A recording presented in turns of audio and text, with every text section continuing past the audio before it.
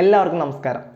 സന്തോഷ് വർക്കി അല്ലെങ്കിൽ ആറാട്ടണ്ണൻ അദ്ദേഹം ഈ അടുത്തൊരു വീഡിയോയിൽ പറഞ്ഞിരുന്നു, ജാങ്കോ സ്പേസ് എന്ന് പറഞ്ഞൊരു ഓൺലൈൻ മീഡിയയുമായി നടത്തിയ ഇൻ്റർവ്യൂവിൽ അദ്ദേഹം അപമാനിക്കപ്പെട്ടു എന്ന്.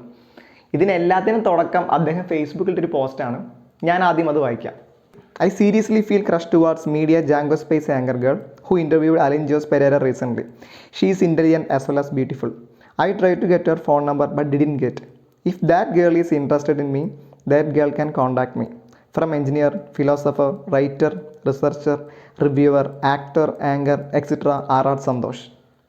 ആറാട്ടണ്ണൻ ഇങ്ങനെ പോസ്റ്റ് ഇട്ടുകൊണ്ട് സ്നേഹ റെജി എന്ന തൻ്റെ ഐഡൻറ്റിറ്റിയിൽ 1% വ്യത്യാസം വന്നിട്ടുണ്ടെന്നും ഇങ്ങനെയുള്ള കാര്യങ്ങളൊന്നും ഒരു പബ്ലിക് പ്ലാറ്റ്ഫോമിലൂടെ അല്ല വിളിച്ചു പറയേണ്ടതെന്നും അവർ പറയുന്നുണ്ട്. തീർച്ചയായിട്ടും അവർ പറയുന്നത് ന്യായമായിട്ടാണ് പേഴ്സണലി എനിക്ക് ഫീൽ ചെയ്തത്. സന്തോഷ് വർക്കി ചെയ്ത ഈ ഒരു പ്രവൃത്തിയെ ന്യായീകരിക്കാൻ എനിക്ക് കഴിയില്ല. അദ്ദേഹത്തിന് പലരോടും ക്രഷ് തോന്നുന്നത് അദ്ദേഹത്തിൻ്റെ വ്യക്തിപരമായ കാര്യമാണ്. പക്ഷെ അതിങ്ങനെ സോഷ്യൽ മീഡിയയിലൂടെ വിളിച്ചു പറയുമ്പോഴാണ് പ്രശ്നമാകുന്നത്. അത് ഈ വ്യക്തിയെയും ബാധിക്കാം. മാത്രമല്ല ആറാട്ടണ്ണനുള്ള ആളുകളുടെ അപ്രോച്ച് തന്നെ മാറാൻ ഇതൊരു കാരണമാണ്. പിന്നെ ഞാൻ മനസ്സിലാക്കിയെടുത്തോളം ആറാട്ടണ്ണൻ ബേസിക്കലി ഭയങ്കര ഇന്നസെൻ്റ് ആണ്, സെൻസിറ്റീവാണ്. പക്ഷെ അനാവശ്യമായ വിവാദങ്ങൾ വിളിച്ചു വരുത്തുന്നതാണ് അദ്ദേഹത്തിൻ്റെ പ്രശ്നം. അദ്ദേഹം വെൽ എഡ്യൂക്കേറ്റഡ് ആണ്. പക്ഷേ അദ്ദേഹത്തിൻ്റെ ഏറ്റവും വലിയ കുറവായിട്ട് എനിക്ക് തോന്നുന്നത് ഹി ലാക്സ് അക്സെപ്റ്റൻസ് എന്ന് പറഞ്ഞ സാധനം അദ്ദേഹത്തിന് വളരെ കുറവാണ്. ഒരാൾക്ക് അദ്ദേഹത്തെ ഇഷ്ടമല്ല എന്ന് പറഞ്ഞാൽ അക്സെപ്റ്റ് ചെയ്യാനുള്ള മനസ്സ് അദ്ദേഹത്തിനില്ല. നമ്മൾ ഇഷ്ടപ്പെടുന്ന എല്ലാ ആളുകളും നമ്മൾ ഇഷ്ടപ്പെടണമെന്ന് നിർബന്ധം പിടിച്ചിട്ട് ഒരു കാര്യമില്ല. നമ്മൾ ഇഷ്ടപ്പെടുന്നവരും നമ്മൾ ഇഷ്ടപ്പെടാത്തവരും ഇവിടെ ഉണ്ട്. എല്ലാവർക്കും ഉള്ള സ്പേസ് ഇവിടെ ഉണ്ട്. ആ പെൺകുട്ടിക്ക് തന്നോട് 1% പോലും താല്പര്യമില്ല എന്ന് വ്യക്തമായിട്ടും അരമണിക്കൂർ ദൈർഘ്യമുള്ള ആ ഇൻ്റർവ്യൂ അവസാനിക്കുന്നവരെ അദ്ദേഹം കുട്ടിക്ക് എൻ്റെ ബ്രദറായിട്ട് കണ്ടുകൂടെ, അല്ലെങ്കിൽ ഇൻട്രാക്ട് ചെയ്യാനുള്ള അവസരം തന്നുകൂടെ എന്ന് ചോദിച്ച് അവർ ഡിസ്കംഫേർട്ട് ആക്കുക മാത്രമാണ് ചെയ്തത്. ആറാട്ടണ്ണന് താൻ ചെയ്യുന്ന തെറ്റുകളുടെ ഗ്രാവിറ്റി മനസ്സിലാക്കാൻ കഴിയുന്നില്ല എന്നതാണ് മറ്റൊരു സത്യം.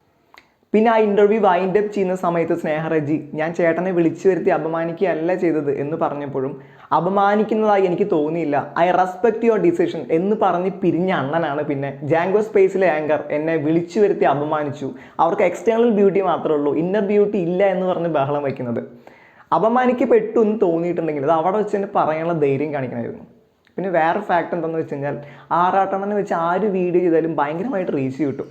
അപ്പോൾ ആ ഒരു പേർപ്പസ് സ്നേഹ റെജിക്ക് ഉണ്ടായിരുന്നില്ലെന്ന് പറഞ്ഞാൽ എനിക്ക് വിശ്വസിക്കാൻ കുറച്ച് ബുദ്ധിമുട്ടുണ്ട്. ഇങ്ങനെയുള്ള കോണ്ടന്റിനാണല്ലോ ഇപ്പോൾ ഭയങ്കരമായിട്ട് റീച്ച് കിട്ടുന്നത്. ആറാട്ടണ്ണൻ താൻ ചെയ്ത തെറ്റ് തുറന്ന് സമ്മതിച്ചിട്ടും സ്നേഹ റെജി പറഞ്ഞ കാര്യങ്ങൾ തന്നെ തിരിച്ചും മറച്ചും പറഞ്ഞിട്ട് ആ ഇൻ്റർവ്യൂ അരമണിക്കൂറിലേക്ക് എത്തിച്ചു. അവർക്ക് പറയാനുള്ള കാര്യങ്ങൾ തുറന്നു പറഞ്ഞ് ആറാട്ടണ്ണനെ കൊണ്ട് സോറി പറയിപ്പിക്കാനായിരുന്നെങ്കിൽ ഇത് 5 മിനിറ്റ് കൊണ്ട് തീരേണ്ട ഇൻ്റർവ്യൂ ആയിരുന്നു. എനിവേ ഞാൻ ഈ വീഡിയോയുടെ വൈൻഡപ്പ് ചെയ്യാൻ പോവുകയാണ്.